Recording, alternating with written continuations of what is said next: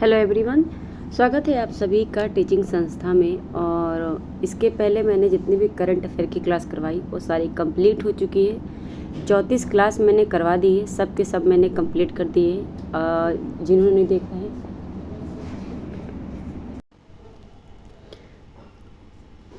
सारी मैंने प्लेलिस्ट में ऐड कर दी है, अगर आपने नहीं देखी है तो जाकर देख सकते हैं। और आज से हम स्टार्ट करेंगे अपना CDP का प्रैक्टिस सेट।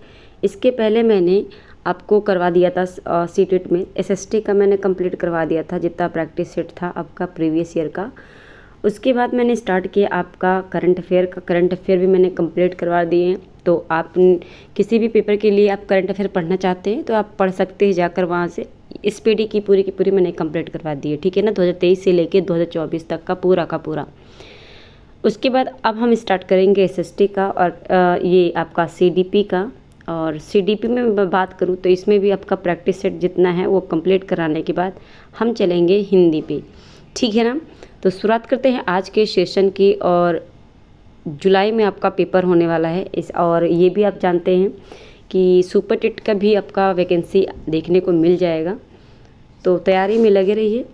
पहला क्वेश्चन है आपका कथन और कारण से। देखिए, मैंने पहले ही बताया था कि कथन और कारण से आपके प्रश्न बहुत ज़्यादा बनते हैं जो CTET में इस समय जो CTET के पेपर हो रहे हैं, ठीक है ना। इसी से आपका CTET का पेपर हार्ड हो रहा है, ठीक है। रूमी 18 महीने में 2 शब्दों का उच्चारण कर सकती थी, जबकि पूजा ने 24 महीने में ऐसा किया था। इसलिए पूजा का विकास पक्के तौर पर निलंबित है। क्या ऐसा है? दूसरा है आपका कारण, क्योंकि विकासात्मक प्रतिमान बच्चों के लिए निर्धारित लक्ष्यों की उपलब्धि के लिए सटीक आयु की सही भविष्यवाणी करते हैं। सही है या गलत? तो ये बात दोनों ही गलत है, क्योंकि किसी भी बच्चे के लिए जो विकास होता है वो बराबर नहीं होता है, ठीक है ना। टाइमलाइन बराबर नहीं होती है। कोई बच्चा 24 महीने में सीख सकता है, कोई बच्चा 18 महीने में सीख सकता है, कोई बच्चा सीखना है तो 12 महीने में सीख सकता है। सबके अपने अलग अलग क्षमता होती है सीखने की, ठीक है ना। बात करें हम यहाँ पे, तो यहाँ पे इनका निलंबित नहीं हुआ है। और दूसरी बात कि ये जो इन्होंने कहा कि जो है ये उपलब्धि सटीक आयु की सही भविष्यवाणी करती है, तो ऐसा नहीं है, ठीक है ना। तो ऑप्शन D सही हो जाएगा। अगला प्रश्न है मध्य बाल्यावस्था का काल क्या है? मध्य बाल्यावस्था का, तो ये 11 वर्ष और उससे अधिक। जो 11 साल के ऊपर बच्चे होते हैं वो क्या आ जाएगा आपका मध्य काल में आ जाएंगे, ठीक है ना। बाल्यावस्था का बच्चा होता है 11 वर्ष और उससे ऊपर का बच्चा, ठीक है। बात करें अगले प्रश्न की। अगला, अच्छा यहाँ पे और चीज़ देख लीजिए, 6 से 11 वर्ष तक का काल जो होता है वो बाल्यावस्था का होता है। बाल्यावस्था को 3 चरणों में बांटा गया है। प्रारंभिक बाल्यावस्था 2 से 6 वर्ष का होता है और उत्तर बाल्यावस्था 11 से 14 वर्ष का होता है। मध्य बाल्यावस्था 6 से 11 वर्ष वह अवस्था है जिसके दौरान बच्चे अपने समाज के मूल्यों को सीखते हैं। उनका शारीरिक विकास प्रारंभिक बाल्यावस्था या किशोरावस्था की तुलना में कम उत्तेजक होता है। मध्य बाल्यावस्था यानी उनका जो शारीरिक विकास होता है वो जो शिशु होते हैं जब शैशवावस्था में होते हैं और जब किशोरावस्था में होते हैं, तो उसके मुकाबले में इनका जो वृद्धि है, इनके शरीर का विकास है वो रुक जाता है बाल्यावस्था में बच्चों का, ठीक है ना। शैशवावस्था में इन लोग की लंबाई ज़्यादा बढ़ती है और फिर उसके बाद आपका जो है किशोरावस्था में, ठीक है ना, बीच में इनका बाल्यावस्था में रुका रहता है, ठीक है। बात करें अगले प्रश्न की। अगला प्रश्न है 5 साल की बच्ची क्या कर सकती है? तो 5 साल की जो बच्ची है वो लक्ष्य निर्देशित व्यवहार और प्रतीकात्मक खेल की शुरुआत कर सकती है, ठीक है। क्या कर सकती है? प्रतीकात्मक खेल की शुरुआत कर सकती है। जैसे यहाँ पे देखिए जीन पियाजे ने दी है, ठीक है ना। जीन पियाजे की दी गई अवस्थाओं के अनुसार बच्ची पूर्व संक्रियात्मक अवस्था में है। जो 5 साल की बच्ची है वो क्या है? पूर्व संक्रियात्मक अवस्था में है, जिसकी अवस्था 2 से 7 वर्ष के बीच होती है। इस अवस्था में बालक भाषाईकरण, सामाजिकरण तथा आत्म केंद्रीयकरण के गुण विकसित होते हैं। पूर्व पूर्व संक्रियात्मक अवस्था में बच्चे प्रतीकात्मक रूप से सोचना प्रारंभ करते तथा भाषा अधिग्रहण के कौशल को विकसित करते हैं। बच्चे इस अवस्था में एक समय में एक ही वस्तु पर ध्यान केंद्रित कर पाते हैं, ठीक है ना, तथा लक्ष्य निर्देशित व्यवहार करते हैं। अतः विकल्प डी सही है। ओके, अगला प्रश्न है, थोड़ा सा जल्दी इसको करेंगे। बच्चों के प्राथमिक सामाजिकरण के लिए जिम्मेदार कौन है? तो बच्चों का जो प्राथमिक सामाजिकरण होता है वो परिवार से होता है। उसके बाद सेकंड नंबर पे आपका आस पड़ोस आता है, फिर खेल का मैदान और आपका स्कूल आता है, ठीक है ना। मीडिया वगैरह इनका आता है, ये सब आपका प्राथमिक के बाद आता है, ठीक है। अगला प्रश्न है आपका, पियाजे के सिद्धांत में वह प्रक्रिया जिसमें एक बच्चा नए अनुभव का बोध करने के लिए अपने स्कीमा को रूपांतरित और संशोधित करता है, तो ये आपका हो जाएगा आपका एकोमोडेशन यानी समायोजन आपका हो जाएगा। अगला प्रश्न है, अच्छा समायोजन में क्या होता है?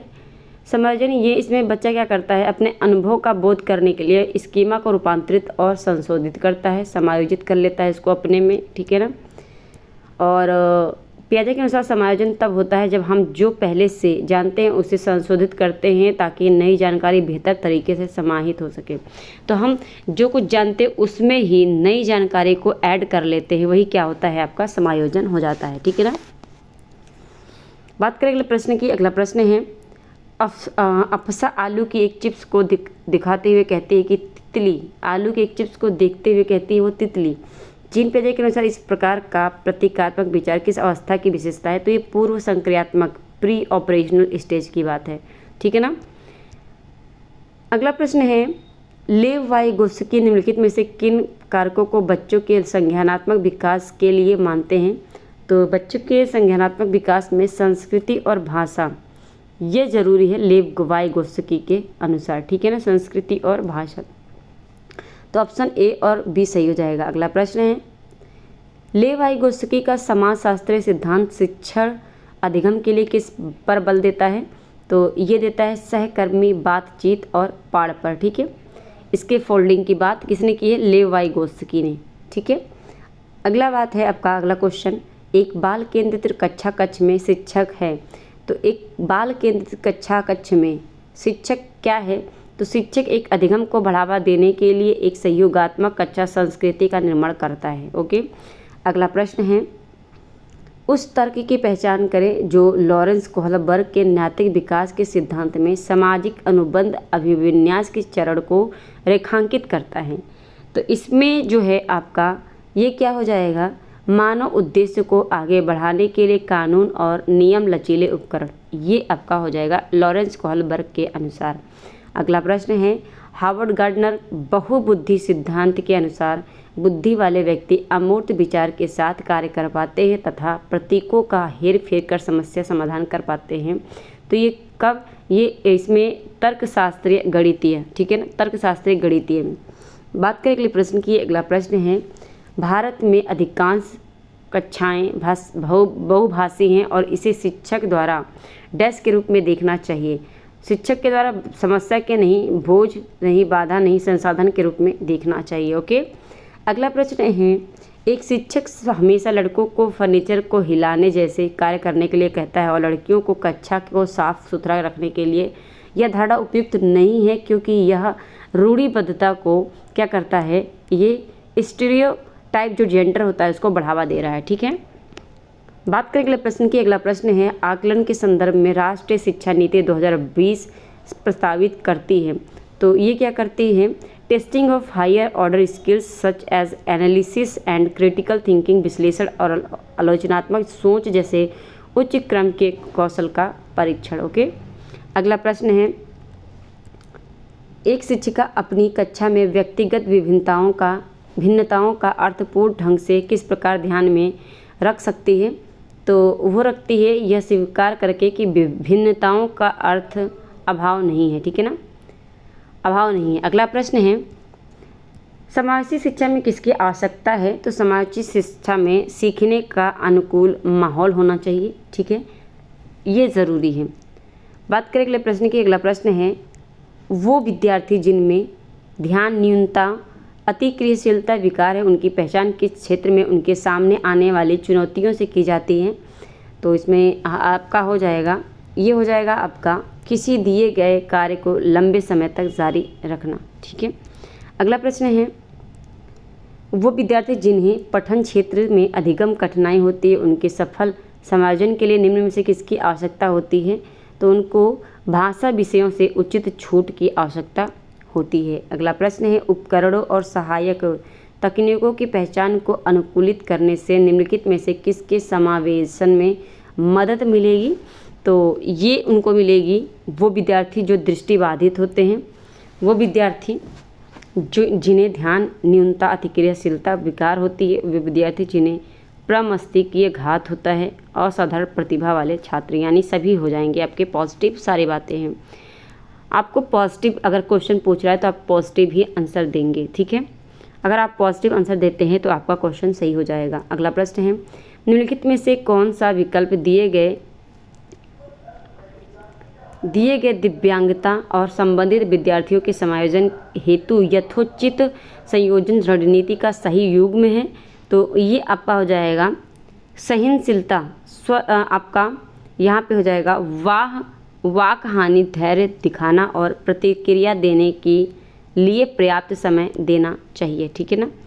अगला है, अधिगम तब प्रभावी होता है जब विद्यार्थी को अपने अधिगम लक्ष्य स्वयं निर्धारित करने के अवसर मिलते हैं, यानी विद्यार्थी को स्वयं से करने का जब आप मौका देंगे तो वहाँ पे अधिगम क्या होता है? प्रभावी होता है, इफेक्टिव होता है। ठीक है। अगला प्रश्न है, शिक्षण अधिगम रचनावादी दृष्टिकोण। तो शिक्षण अधिगम का रचनावादी दृष्टिकोण क्या है? सूचना की निष्क्रिय प्राप्ति पर जोर देता है, बच्चों की बुद्धिलब्धि की गणना को प्रोत्साहित करता है, या अधिगम को अर्थ निर्माण प्रक्रिया के रूप में देखता है, या क्रमादेशित निर्देश के उपयोग पर केंद्रित है? तो यहाँ पे ऑप्शन सी आपका सही हो जाएगा, अधिगम के अर्थ निर्माण के रूप में देखता है। अगला प्रश्न है, राष्ट्रीय शिक्षा नीति 2020 किसकी ओर बदलाव का प्रस्ताव रखती है? तो ये जो है लर्निंग टू लर्न, या सीखना कि कैसे सीखना है। ठीक है ना, यह सीखना कि कैसे सीखना है, इस पर जोर देती है। अगला प्रश्न है, अनुप्रयोग विश्लेषण और संश्लेषण किसके उदाहरण हैं?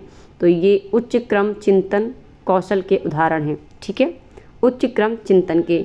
अगला प्रश्न है, विद्यार्थी द्वारा ग्रहण की गई वैकल्पिक धारणाओं को संबोधित करने के लिए निम्न में से क्या महत्वपूर्ण है? तो ऐसी परिस्थितियाँ बनाना जहाँ विद्यार्थी अपने विचार व्यक्त करने के लिए प्रतिबंधित महसूस करें। तो प्रतिबंधित तो करना नहीं है। विषय वस्तु को शिक्षक केंद्रित शिक्षा शास्त्र के माध्यम से पढ़ाना, ऐसी परिस्थिति उत्पन्न करना जहाँ विद्यार्थी वैकल्पिक धारणाओं को व्यक्त कर सके। ठीक है ना। तो ऑप्शन सी आपका यहाँ पे सही हो जाएगा। अगला प्रश्न है, निम्नलिखित में से किसे एक शिक्षिका द्वारा बढ़ावा दिया जाना चाहिए? तो शिक्षिका के द्वारा महारत हासिल करने की दिशा में उन्मुख लक्ष्य करना चाहिए। ठीक है ना, परिहार नहीं, प्रदर्शन की बात भी नहीं करनी है। अगला प्रश्न है, शिक्षार्थियों में डैश की भावना पैदा करनी चाहिए? तो उनके में जुड़ाव की भावना प्रदर्शित करनी चाहिए। ठीक है ना, पैदा करनी चाहिए, बाकी बहिष्कार और अलगाव की नहीं। अगला प्रश्न है, कथन और कारण से शिक्षकों को ऐसे प्रश्न पूछने चाहिए जो विद्यार्थी को उनसे जो अधिगम की अपेक्षा की जाती है और जो वे पहले से जानते हैं के बीच संबंध स्थापित करने को सुसाध्य करें, क्योंकि पूर्व ज्ञान नई अवधारणाओं के अधिगम में कोई भूमिका नहीं निभाती है। सही विकल्प चुनें। तो कारण तो इसका गलत है और आपका ये कथन जो है वो सही है। तो आपका ए सही है और बी आपका यानी आर आपका गलत हो जाएगा। ठीक है। और सेकेंड लास्ट प्रश्न है, निम्नलिखित में से कौन सा प्रेरणा के स्रोत और प्रेरणा के प्रकार का सही मिलाप है? तो इसमें आपका जो रुचि है ये आंतरिक प्रेरणा होनी चाहिए। ठीक है ना, जो रुचि होती है आंतरिक प्रेरणा होती है, तभी जाके आप कुछ अच्छा करते हैं मन से। ठीक है। लास्ट प्रश्न है, प्रभावी अधिगम के लिए निर्देश के लिए प्रारंभिक बिंदु क्या होना चाहिए? तो ये बच्चों का सामाजिक सांस्कृतिक परिप्रेक्ष्य होना चाहिए। ठीक है। कैसा लगा क्लास ये आपको कमेंट करके बताना है। और अभी तक आपने चैनल को सब्सक्राइब नहीं किया तो चैनल को सब्सक्राइब कर लेंगे, बेल आइकन प्रेस कर लेंगे ताकि नोटिफिकेशन आपको क्लास की मिलती रहे। और सीटेट की तैयारी करनी है तो चैनल से जुड़ जाइएगा। और इसके अलावा बीपीएससी टीआरई 3 की भी मैंने करंट अफेयर करवा दी है, तो वो आप जाकर देख लेंगे। ठीक है। ये पीडीएफ आपको टेलीग्राम पे मिल जाएगा और टेलीग्राम पे टीचिंग संस्था सर्च करेंगे, सेम लोगो मिल जाएगा, आप फॉलो कर लीजिएगा, वहाँ से आप ये पीडीएफ ले लीजिएगा। ठीक है। मिलते हैं हम नेक्स्ट क्लास में। आज के लिए इतना ही, धन्यवाद।